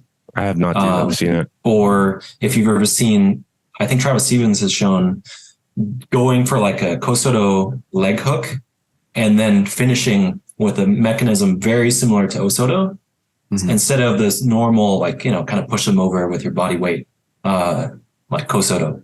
So for me, when describing these other techniques, I would call it as knee Osoto or, leg hook Osoto, which that one's kind of confusing because a Kosoto is supposed to have a sort of similar motion to an Osoto, hence the name. But you can sort of break it down, not just by the sort of position where you're at, but by the mechanism. That's kind of how I see it. I'm curious for what you folks think. I agree. I teach I'm trying to see what I can say and can't say. I agree. And I teach my class. I really emphasize to my students every once in a while, not every day, but once in a while, I remind them, like, I use the techniques to teach concepts. I don't expect you to remember the steps. Like for example, I almost never ever teach entry. Like first step here, second step here, then you get into Sukurien and Kake. Like, and then I never do it like that. For example, Seoi Nage, I'm like, I don't care how you do it. You just need to control the shoulder. I said, you controlled your uke shoulder and then you load them on your back. Then you throw them off your back. Like you have someone giving someone a piggyback ride, but you don't have like the traditional piggyback ride grip, basically. Then you just throw them off the shoulder. I don't care how you enter. Like that's the concept I want you to learn. And then people figure out, even if they have never been taught Seoi Nage before, they figure out the entry eventually by themselves. They just know they have to get into that position. And then for the game that I developed I didn't develop, I just came up with it. I guess maybe someone else does it. For Seoi Nage is, by the way, Ippon Seoi Nage and Morita Seoi Nage is different. I use different things. For Seoi Nage, Ippon Seoi Nage is I have them start with the Ippon Seoi Nage grip. And then the uke's job is to just stay standing, not get thrown. No stiff arm or anything, just stay standing, like hip out, basically, kind of thing, and move around in a circle. And then the tori's job is to control the shoulder and throw them off their back because they're already in that position. They don't have to worry about the entry. And then once they're able to do that, I have them start with Kenkayotsu grip, like left versus right. And the uke's one grip is stiff armed. So now they have to figure out how to get in there by themselves. So they know what the feeling should be like if they get in and throw. But how now they got to figure out, how do I get into that position now from this grip? And obviously it's not a perfect way. I'm sure I need to come up with more ways, and that's just one throw, So for throws that I still haven't come up with solutions yet to do it. The main problem is I'm dealing with beginners, so there's no way of doing it safely. Certain things. Hayatoshi still teaches mainly the traditional way, and I'm recently starting to experiment with a one-handed Taio kind of game. But there are certain throws for example, if you had me teach Haragoshi, I'd still have no idea how I would do that with a constraint sled approach to beginners that have never done Haragoshi before, which would lead to our other topic about Ukemi. Because do you have anything to add to that? Does that answer your question? And Juan didn't get his chance to answer about the concept yet. Oh God, I would say the one thing that I do, like I don't do as much games as Anthony does with that kind of stuff. What I do more is I try to give people, like I said, like I try to build the house and then we try to polish it up. But I try to give people visual ideas of what to do. Like we were talking about Osotogari, okay? And I tell them like, you have to step equal or past them. So remember that you got to step equal or past them. And I always teach that too. I'm not teaching you like I'm not like, you got to step over here. Like I always remember equal or past. You got to remember I be equal. So I got to be next to them or past them, which I try to give a little visualization. And a lot of people focus on the legs a whole lot. So you got to just sweep the leg, sweep the leg, sweep the leg. So you don't use the arm or shoulder. And I tell you, no, you got to glue that shoulder to them. But what I say, and this makes people laugh, is I'm like, does anybody here watch pro wrestling? Because I'm a big mark. So when you got them in this grip right here, you got to clothesline them. You got to give them a short arm clothesline to get them down. And some people are like, oh, because most people have seen a clothesline. Everybody watch Hogan or The Rock or Austin give a clothesline. So they know what a clothesline looks like. So if I hold the gi here and I clothesline them as I sweep them, that's going to put them down. So that's kind of one thing that I do a lot. I give a lot of people a lot of goofy visualized things. Some people think is stupid. Some people think it's good, but that's what I do a lot. And it helps people. Some people say they really appreciate it. Some people don't. But to me, I always think that helped me out with certain things, you know, like when people have problems learning certain moves like Tatashio Gatame. I say, remember Tatashio as top mount, Tatashio top mount. Okay. So I always try to give people visualize of things to think about that way when I teach stuff. So I'm not much for games. I'm more about like giving you ideas of what you're doing. I'm not telling people to destroy the leg and knee. I'm telling just sweep it out. Like, yeah. So that's what you're doing is basically the part of the information. You're giving the information like clothesline them to get them to do this versus the ecological approach would be like, I don't care how you do it. Just get them off balance this way. Maintain chest connection. Then clothesline is one way of doing it. But what happens if they control that arm via grip fighting? Then they can't clothesline. Then they have to figure out some other way of doing it. And that's the point of the game is they have to come up with their own solution to do that. And if clothesline is part of it, then do it. And someone has to have, just like Greg says, someone has to have figured out, oh, I can clothesline them once upon a time, right? But just tell. If I sweep the leg and clothesline at the same time, it's be much easier to take them down. Yeah. Do you have a problem with that, Anthony? Do you have a problem with that, sir? I still prescribe these kind of movements. Kristian, do you have a problem with that? I'd say score and score. I personally still prescribe some of these stuff, but I don't do it straight off the bat. Does that make sense? Yes, I know. Yeah, I make them play the game, and then he hasn't seen you teach. Yeah. I make them play the game, and then they're struggling or they keep repeating the same mistakes. I'm like, these are some solutions. Like you can do a double sleeve grip and then push the arm across one, or you can clothesline them, break the grip first. Like there's all these different solutions because people don't always think outside the box, and sometimes I think these things are these little push nudges. It's like, oh yeah, right, I can do that, but I'm not going to demonstrate it a billion times and have them drill it.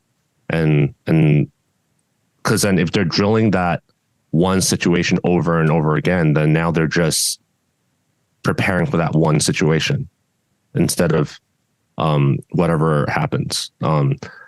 I see you raise your hand, but let me finish this thought before I forget. Because personally, when I was learning Taitoshi, right now, I find myself a lot in a left versus right situation somehow via grip fighting. I don't know how. I'm fighting a righty, but I always somehow, even in tournaments, end up in a left versus right grip situation. So I just started training Taitoshi left versus right. Like I start working on that throw because I somehow end up like that. But if I were to get prescribed that motion, if I were to prescribe that motion to myself, I'd be like, okay, most of the people I'm fighting are righty, so I'm just going to practice right on right Taitoshi. Then that's where the information processing model doesn't work because in reality, the sparring, the fights, everything, what happens is a left versus right situation. So yeah, go ahead, Kristian. So I would say what Anthony here is talking about is he is doing his teaching in that ecological approach style. So versus I think Juan and I kind of will take elements of it, but still retain some of the what Anthony would call the IP way, the old way. I forget what the term is. The information processing. Yeah. Information processing. Better way. Yeah, the old way. So you have that. That's an example of doing that, and based on all these terms, why he's doing that, in my opinion, is through these terms is getting them to do this is will give them more creativity. So when you look into the discussions of why this model works is sort of the creativity, and you have people like, you have all of these, if you end up in a position to do Osotogari, there's all these possibilities, but if you sort of do it the old way and you're only exposed to, the traditional way, might never think outside the box. So this is a way of getting people to be more creative. And I do think that it's good, but I think there's definitely caveats. So yeah, I wouldn't say saying safety for some throws. Yeah, I wouldn't say I went much easier on the ground. Yeah. Yeah, it was definitely much easier on the ground. That's something we needed to bring up. And break falls. I fully, I don't want to say I fully went. What you said you guys do is what I think I'm also doing, but I think our percentage of wise is like where it's different, So I think I'm a lot more like 80-20, while you guys are probably like 40-60. I never watched Kristian teach, but I think what Juan teaches like 40-60 the other way. But yeah, I think you hit the nail on the head. Like if you're only, how you go to seminars and people show their way of doing like certain things kind of thing, and that's what you're paying for. Like if you learn the traditional way and you go to seminars and you learn like, oh, Travis Stevens' way of doing Seoinage or whatever, then let's say you have 4 ways of doing this one technique. Then within Randori, those 4 situations better pop up. Otherwise, you're just waiting for that situation to come up, or you have to do some of the throw. Versus if you learn the idea behind the ecological way is if you learn this way, then you learn to adapt to any situation, anything that remotely allows you to get into that situation, you would be able to do it basically. Versus, I saw it at the tournament this time. Like there were so many times where people could have done certain throws, but it didn't enter because they were waiting for that one perfect. Because you can see it. You can totally see it. They were waiting for the uke to move into a position that looks like the traditional static Nagekomi, Uchikomi kind of stance or situation before they attacked, versus just like you said, clotheslining them or like pushing the arm across the face or doing a combination or move them in a circle before you do that technique. Like you don't see any of that because they were never trained that way. They didn't have to figure it out. They were just... He's talking about the juniors division. He's talking about the kids. It's actually the I will say it's actually the black belt heavyweight open weight division that I'm talking about. Was it? Yeah, it was. Like you can see the guy still won, but I was like, I'm trying to remember what he did, but there was plenty of situations where he had the dominant grip with the over the back grip, and he could have done all sorts of garis in so many ways, but he waited for like the perfect situation to do it. And one of the interviews that Travis Stevens did with in a podcast called a BJJ podcast called Main Idea, MAYN, he talks about briefly this particular part, which I think was also what I think builds in, was what I talk about how experiences from coaching, you kind of start figuring this stuff out. He's like, I'd rather my athlete lose and not score a point and trying to attack when he sees the situation arise. The opening arise versus waiting for that perfect situation to arise and scoring and winning. He said I'd be upset if they waited this whole time for that perfect scenario to attack, because he says you're not getting better at that point. Because if you fight someone that doesn't ever give you that situation, then you're going to lose. So that's what I thought about that. But yeah, that's the whole main idea. Wow, main idea podcast behind that kind of learning. All right, so the next one you guys want to talk about was like going into ukemis or learning how to fall at least. So with this one, me and Anthony kind of have the same approach on this one because, so at least with me, I like to teach them like how to do basic falls first. But I kind of just, as soon as they learn how to do like the basic falls, I kind of toss them into the deep end immediately to get them actually used to falling. And I don't know if this is ecological or not. Like Anthony, you can tell me if it is. But like one of the things I have them do is that instead of just doing regular, like I'll have them warm up with just back ukemis. Okay, just rolling to their butt to the back. I'll do some warm-ups like that.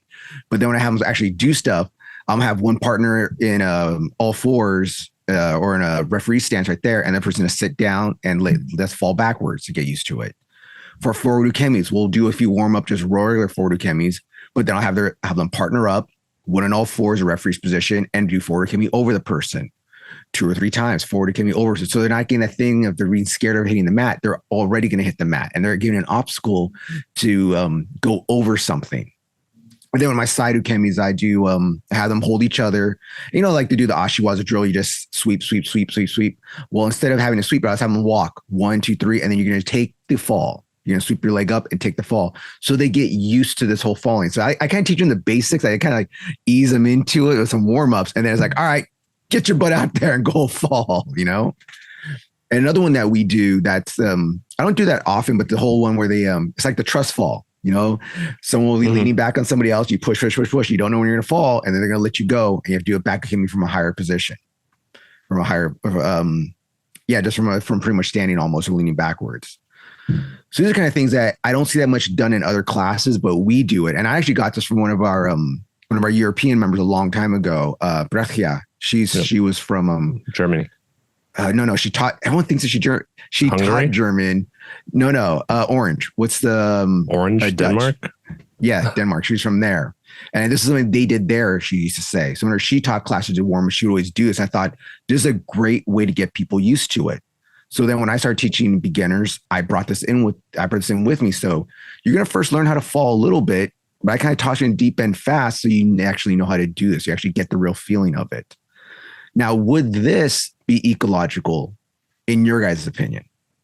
I want to let Kristian touch upon this first, but I do want to put a preface on it, is that there was a podcast posted on Reddit by someone, I think it was Combat Learning Podcast, was it? Where he interviewed this British 5th Dan guy called Caleb, I forgot his name. But he touches upon this and he says, basically, he doesn't teach Ukemi, I think, is what he said. And that's dangerous. I know. I agree. And I agree. Yeah. So I kind of had this had the discussion with him. Not with him. I had this discussion with someone else. Not him. The guy who interviewed that ran the podcast. And basically we didn't agree, but we had a good discussion. It's posted in Reddit, so you want to dig around and find it. It's there. But he basically said like, oh, what you're saying is not right, like blah blah blah. I'm like, yeah, I know scientifically it's not right, but I'm worried about someone breaking their arm. Like, and I found a podcast episode that Caleb interviewed from 2 years ago, and he basically addressed all the points of concerns I had, and basically said he didn't come up with a better way for it. He hasn't figured it out yet. So same as me with Hayatoshi and all that stuff, like certain things, he hasn't found a way to do it yet safely. So he went back to the traditional approach for now.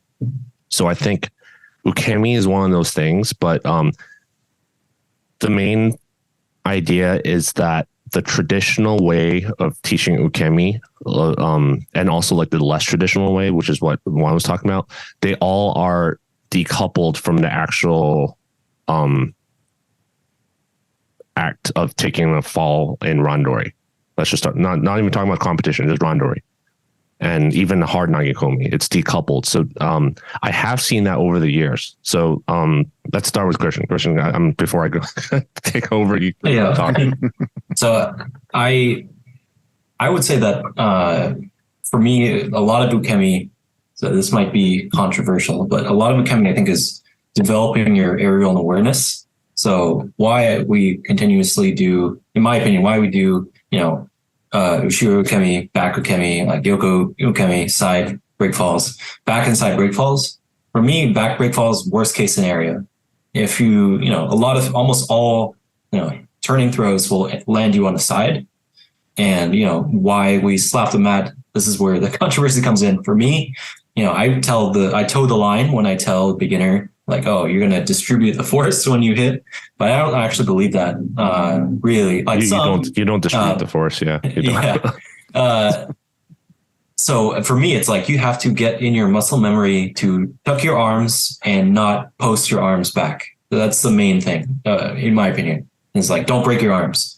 So if I see people like posting on their elbow or putting their arm in a weird position, I'm like, don't do that. You have to fix that. Go do it some more times. So just get the muscle memory of, landing in this safe position. Their chin is tucked, their arms are in, Maybe they're slapping the mat on like for a side break fall. So that's where I think it's key to do this. The other stuff I think is, you develop your aerial awareness, and I think your aerial awareness will transfer over to your fighting skills, your actual randori break falls. Like, I never practiced. I slipped on ice a few years ago and I rotated in air because my feet went above my head, and I rotated in air, landed and did like a front fall almost. I was fine. So I never practiced like going like head over heels or heels over head and then spinning in air to land on my front, like maybe a few times for like a Yoko Tomonage like counter. But I think just the aerial awareness, I was like in a bad spot, kind of automatic instinct was to turn onto the front, and it seemed good versus like most people's natural instinct is to probably post their hands. And that's a dangerous thing to do. And that's why I think you shouldn't do like a full ecological approach to break falling. Like, Greg Saunders in that podcast you shared to Juan and I totally disagree with that. But even for his point, he's like, oh, you don't see high level judokas break falling. I was like, because their goals are different. So high level judokas are trying not to get scored on. So you'll see high level judokas break their arms. Like we had that this month, last month. It happens pretty often. Yeah, it broke their arm. So the goal is not the same. And like you see dangerous throws like Taitoshi where your knee is not bent to the ground. And people saw the guy break his leg in one of the World Tour videos. I posted it on my Instagram. I still have it. Yeah. So yeah, the goals are different for that. Yeah, exactly. The goals are different. People also forget that Greg is like, he's like, if you're not here to be competitive, like you're welcome to train with us, but otherwise get out. He got rid of his kids program. He got rid of his gi program because I messaged him about it. I'm like, why'd you get rid of the gi? And he was like, the gi adds too much variability. There's too many variables are added. And it's hard to do. It's basically really hard to do this approach with the gi on. And ever since I tried doing it, I understood what he meant because it definitely adds a lot of variability and it's really, really difficult. But so he's basically like, yeah, you better be ready to take a hard fall, blah, blah, blah. But also you got to remember, jiu-jitsu doesn't have that many high impact throws. And even if you're not doing it the way that, and you're not doing it at the same, what do you call it? Output as judo, where you take like 100, 200 falls a night. And if you look at even high level competitive judoka, a lot of them slap the mat during Nagekomi training because they have to take that. You can't just not slap. But then during randori, that's when they don't slap the mat. That's because they're training for competition and not slapping the mat. I had some visitors do that, and the last visitor that was Israeli mom that brought the kid. He got hurt because I didn't land on top of him. I just pushed him down, and he spun out of it and landed on his shoulder. Anthony was picking on this kid. He was like picking him up. You gave him like a uranage one time and stuff. Then you got him in tomonage. It was just beating this kid up. It was so sad to watch. Yeah, go ahead, Kristian. But I just want to say one thing real quick. One thing that people forget or don't know when they're not judo players is that we're like that old school Chinese mentality, like iron body technique. We are that, when you get thrown on your back, side, front, like thousands of times a class every day, 3 to 4 times a week, we build iron bodies. That's where you get the thing where people see judo and like, oh, look at that big throw. And they'll watch an IGF match. Like, look at that huge. Everybody's like, oh my God, huge throw. And the guy gets up like, oh, it can't be that bad. Look at that huge throw he took. He got up from that. He'd be all right. Judo doesn't work. It's not a good. I like to see you take that throw. Okay. We've been doing this for years to develop this in our bodies and get used to it. And to go from what the one guy was saying about like, you don't need to learn how to fall. I get that because he probably, I'm just to say, I don't know for sure, but it sounded like a wrestler. Because when you go up wrestling or when you first learn how to wrestle, all they tell you is don't put your arms back, take the fall and try to land on your belly. That's like, that's literally the ecological approach. That is all you're told when you first learn how to wrestle. You get double leg. It's just don't put your arms back. When you're practicing double legs as a kid, it was like when they're double legging, you pick you up, don't put your arms back. Don't put your arms back. Don't put your arm down. Don't put your arms back. Don't put your arms down. Just take the fall. Try to land on your belly. Try to land on your belly. Turn over. So you never learn break falls in wrestling. You just learn how to take it. you know? And if you're not, and it's one thing to be taking a double leg or even a really good double leg or something. It's one thing to take that. It's a different thing to be taking a huge uchimata or a huge stand-up kataguruma, which they don't do that in like when we talk about the fireman's carry. You don't have huge judo style fireman's carries in wrestling. Okay. It's usually on your knees. So the impact that we take from judo is way worse. And I've done all kinds of grappling in my life. Yeah, before Kristian continues, I do want to say, yeah, you're right. And even for wrestling, you got to remember the rule sets doesn't say anything about the impact of the fall versus traditional judo. The old school standards for ippon is you have to throw the guy with force. Otherwise you don't get the score. So, yeah. So that's just one thing that I think people don't realize, like how much body armor we build in doing judo for judo. Okay. People don't get how much we can take. All right. So go ahead, Kristian, take it away. No, I would say, I would agree with you, Juan. Like I did freestyle wrestling at my university here. And I always thought it was weird that they didn't teach, like all these freshman guys come on and they're like, okay, I want to wrestle. Never wrestled before. And then you have all the like guys who did it all throughout high school and they're like off doing their own thing. I'm like, whoa, you're not going to teach these guys how to fall? I was like, okay. I think maybe, you know, since wrestling is a lot more focused on scoring for like double singles, it's a little bit lower impact. Your throw is not rotational, like big high impact, like big falling distance. So I think it might be different, but I was still like freestyle wrestling. Yeah, definitely. It was pretty weird for me coming from a judo background to go into that room and be like, oh, they don't teach break falls. But what I wanted to say was for Greg's thing, he's like, his approach is so sportive that he says that you shouldn't like let go of your partner when you take a fall. He's like, you shouldn't lose your hands. I was like, that's how you get hurt. Yeah. Yeah. It was like, there might be an opportunity where you know, someone does a kataguruma on you and they're going to like spike you head first. You might want to put your hand above your head and like, make sure you don't spike your head. You go onto your shoulder instead. That's how I do the take a drop sailway too. Yeah. Yeah.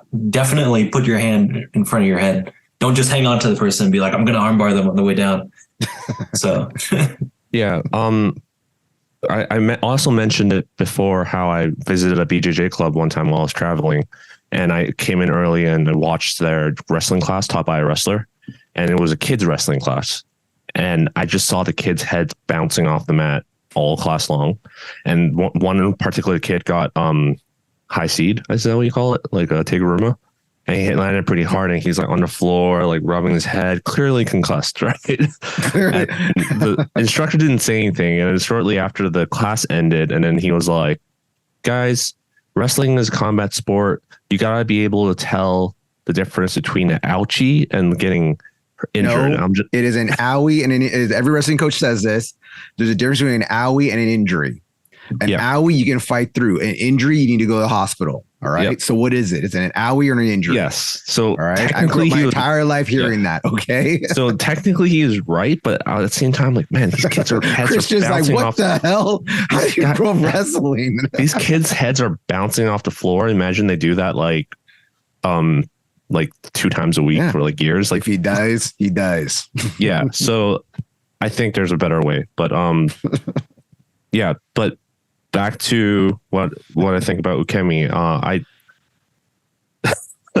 Back to what I was going to say about Ukemi was I used to teach the traditional way and then the less traditional way, like we doing the same stuff that Juan said. But I started seeing in both kids and adults class that it does not transfer over to randori. Like when they get thrown, they still stick their arms out. They still don't tuck their head in and all that kind of stuff. Kids, it's harder because you got to be able to tell whether it's the lack of motor function from being young versus adults, which is like freaking out. So I saw the common pattern on adults being that people that are afraid to fall tend to stick their arms out. Even people who can do the Ukemi drills perfectly, they'll still stick their arms out if they're afraid to fall. So I realized the common thread in that is that the fear of falling is what is causing that. So I'm trying to, what I started to do is recreate that fear, not in the drills. Is He I got the recreate samurai that sword. fear. He puts a mask on. He runs after them. No, so the fear I'm talking about is the loss of control. Because in a lot of these traditional, I'm not traditional. I don't mean like laying on the back and slapping the mat like 100 times. I'm talking about like forward rolling Ukemi, the walking forward and sliding to the side kind of fall, jumping backwards, all that kind of things. Like there's no fear because you know what is coming. You know you're about to do it. You jump into it, you brace, and you slap, and then it sucks at first, and then it sucks less over time. That doesn't recreate that fear. And I started noticing when I taught the forward break fall, the one where you like jump up and go forward, especially if you do it slow, where you tilt them over, it recreates that fear, and people stick their hands out in front of them. So I've been starting to use that to teach the why you want to recreate that fear. Because when you teach that forward break fall, so many people jump into the forward fall. While if I tell them to sit up high on their knees, not bent over, and then I push them over, it recreates that fear. I tell them to stay upright as long as possible, and I push them over slowly. It recreates that fear. Just like going up a roller coaster, you know, that at the peak, like the moment before it drops, you look down and you get that fear for that split second. For me, that is what is coupled tightly with Randori and Shiai levels of throws. Because otherwise, like I said, you do those drills. Even I think the closest one that Juan said that recreates that fear is the backwards trust fall drill. If you do it correctly. But a lot of the people don't do it correctly because they sit down first. Like they sit down or they kind of don't lean back enough kind of thing. Like, so it doesn't recreate that fear for people if they don't do it correctly. So for me, that's how the ecological approach comes in. Now, I haven't found a perfect way of doing it yet, but I did do some break fall drills where you have to roll across someone's back to slap. That kind of does it. You have to start off low because if the fear is too high, then people go into self-defense mode mechanism, and that's when they tighten and brace, jump into the throw, stick their hands out, all that kind of stuff. So you have to like start off at a low intensity, low altitude throw and slowly build up that kind of stuff. Yeah, there's plenty of games for that. But back to what Caleb said from that podcast interview, his idea is you want to get thrown just at a slower, more controlled altitude. And that is I totally agree. That's the best way of learning is just have someone throw you. But in a beginner's class, I don't have one black belt for each person to throw, you know? And the black belt also might not have the ability to adjust and control their speed because people like Philippe and Eric in our class, they're good judokas, but they only have one speed. Like all the highly competitive judokas, it's either slow for demonstration or it's full speed competition level. So you have to be able to adjust the intensity for that, for this to work, which is why I'm trying to come up with different, like your instructor. I'm trying to come up with these like drills and games to slowly increase that intensity and recreate that fear. And I'm also trying to tell people why they don't want to do it fast, because that's something that they have to. A lot of people like to jump into throws, and I tell them you can't jump into it. I want you to do it slow so you get used to, like, for example, the forward Ukemi, the rolling forward Ukemi, my Zenpo Kaiten. People jump into it and often do a front flip kind of thing.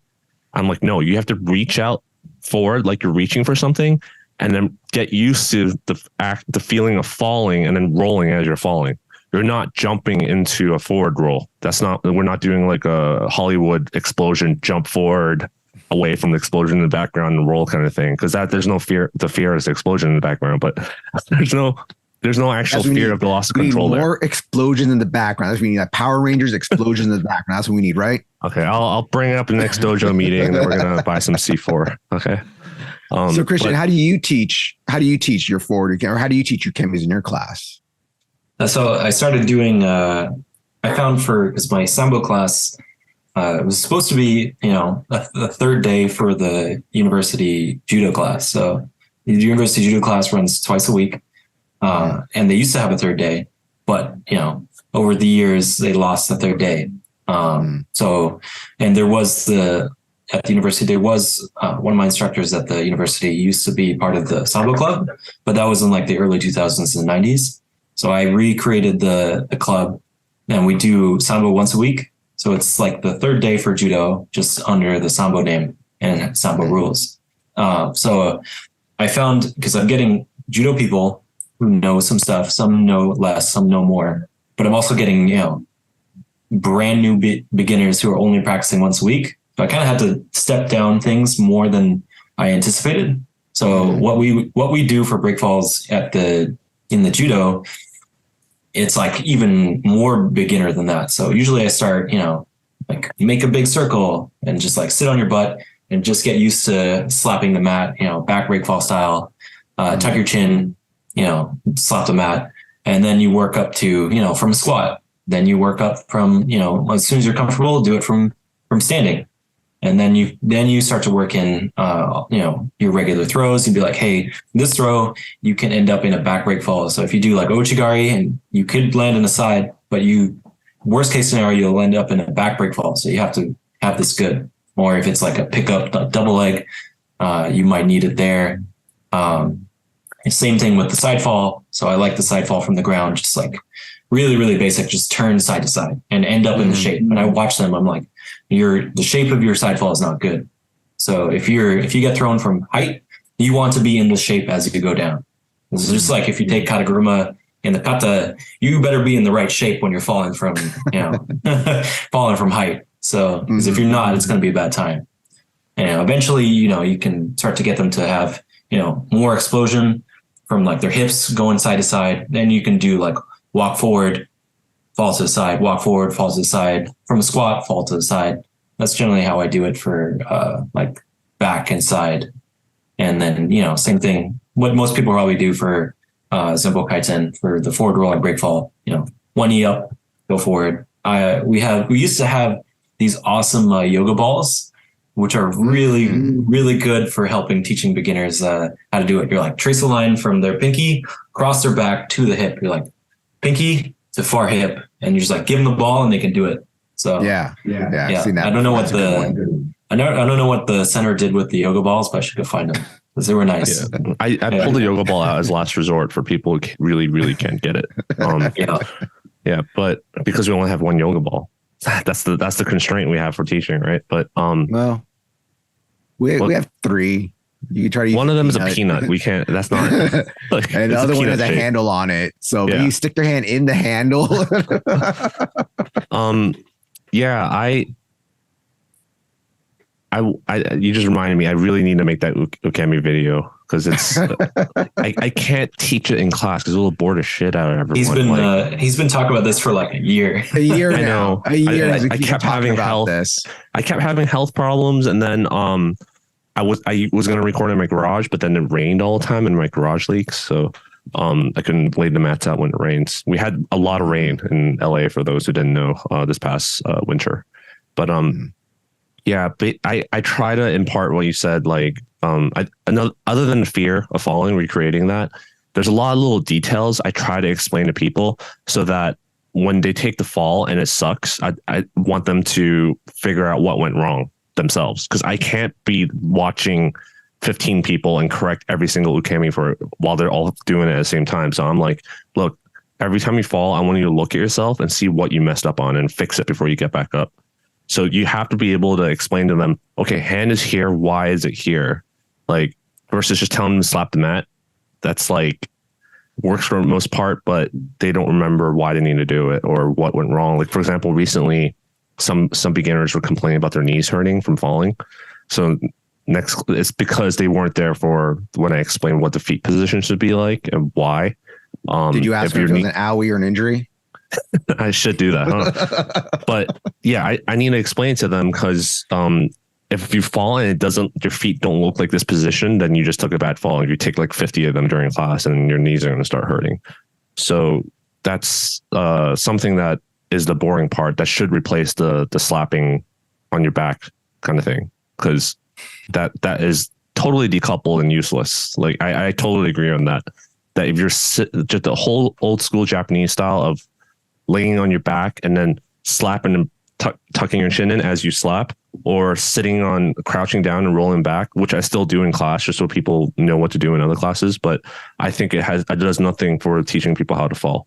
The best exercise is having someone sitting on your partner's turtling back and then slowly sliding backwards. Like even most adults that do the ukemi right, when you have them do it slowly, they will stick their elbows out. At the very least, stick their elbows out and block it that way.